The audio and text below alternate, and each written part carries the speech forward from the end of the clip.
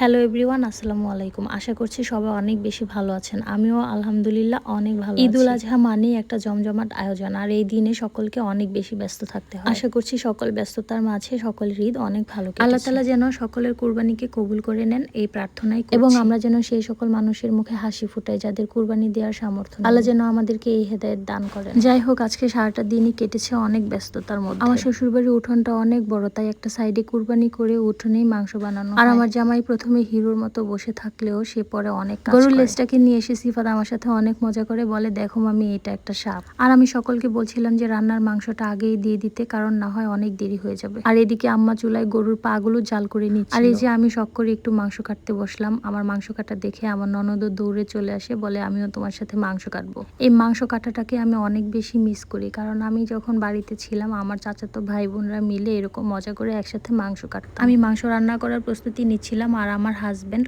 অনেক হেল্প করছিল, কারণ আমার পক্ষে এতগুলো মাংস একসাথে ধুয়ে মাখানো কোনোভাবে পসিবল ছিল না। বরাবরের মতো আমি তার পাশে বসেছিলাম আর সে সুন্দর করে মাংসটা মাখালো। আসলে এই রেসিপিটা আমি আগেও বলেছি যে আমার মায়ের কাছ থেকে শেখা। আসলে আমি পরিবারের ছোট হওয়াতে কাজে সবসময় ফাঁকি দিয়ে এসেছি। আর এখন আগের দিনগুলোর কথা ভাবলে সত্যি আমার নিজেরও অবাক লাগে আমি কিভাবে এত দায়িত্বশীল হয়ে গেলাম। রান্না থেকে শুরু করে সকল কাজই আমি নিজের হাতে করতে শিখে গিয়েছি। আর এখানে মাংসটা মাখানো অলমোস্ট ডান। আসলে আমরা ঈদে অনেক মজা করি, কারণ আমাদের বাসায় অনেক মানুষ থাকে। পাশেই খাসি কাটা হচ্ছিল। আমাদের বড় ভাই আর ছোট ছেলে প্রিয়ম, তার আকিকার জন্য 2টো খাসি কেনা হয়েছিল। ব্যস্ততার কারণে সকলের একসাথে বাড়ি আসা হয় না, তাই ঈদের এই সুযোগে আকিকাটা সেরে ফেলা হলো। ওনারা সবাই অনেক ভালো মানুষ। আমি ভিডিও করছিলাম আর ওনারা সবাই আমার সাথে অনেক মজা করছে। তখন রান্নাও প্রায় অর্ধেক হয়ে যায়, আর বাকি রান্নাগুলো আম্মা আগেই করে রেখেছিল। ঈদ মানেই গ্রামের বাড়ি, আমরা সারাটা বছরে ঈদটার জন্য অপেক্ষা করে থাকি। আর এই যে ও হচ্ছে প্রত্যয়, আমাদের বাড়ির সকলের চোখের মনি। গত 1 মাস আগে একটা ইনসিডেন্টে ওর পাটা ভেঙে যে সারা বাড়ি মাতিয়ে রাখে, সে 1 মাস ধরে বিছানায় শুয়ে।